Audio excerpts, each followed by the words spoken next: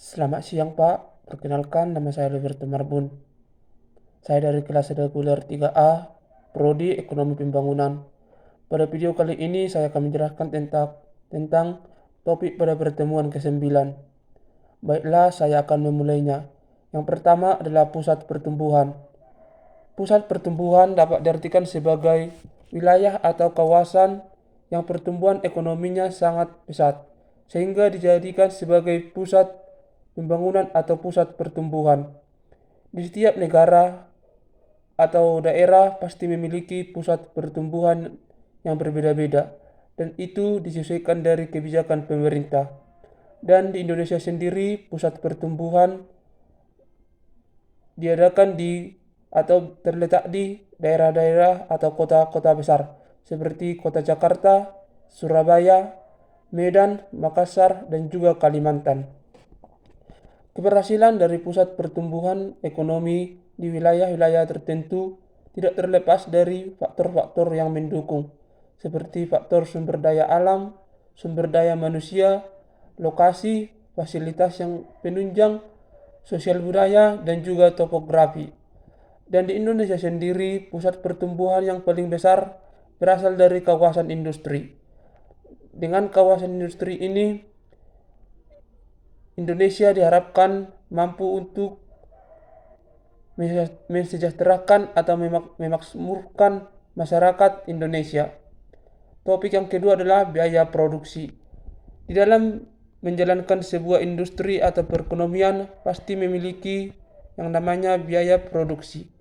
Biaya produksi sendiri dapat diartikan sebagai akumulasi atau seluruh biaya yang diperlukan untuk menjalankan suatu produksi di dalam suatu perekonomian. Biaya produksi sendiri dibagi menjadi atas dua jenis, yaitu biaya jangka pendek dan juga biaya jangka panjang. Biaya jangka pendek adalah perhitungan biaya produksi yang mana faktor produksinya tidak mengalami penambahan atau perubahan. Contoh dari biaya produksi jangka pendek adalah biaya sewa. Dan di biaya produksi jangka pendek sendiri, komponennya terdiri dari biaya total, biaya tetap rata-rata, biaya berubah rata-rata, biaya total rata-rata, dan biaya marginal. Yang kedua adalah biaya jangka panjang.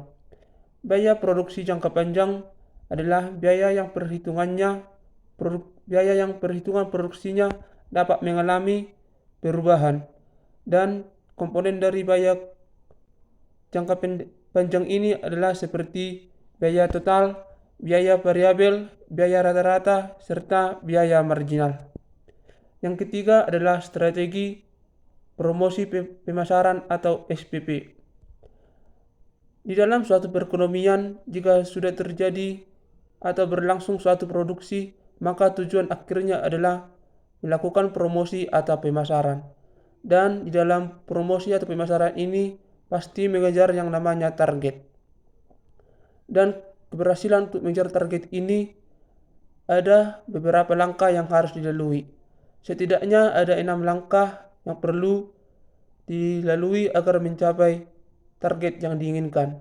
Yang pertama adalah future, yang kedua adalah plan, yang ketiga marketing, yang keempat strategi, yang kelima ide atau gagasan, yang keenam consumer atau pelanggan yang akan kita jadikan sebagai promosi kita.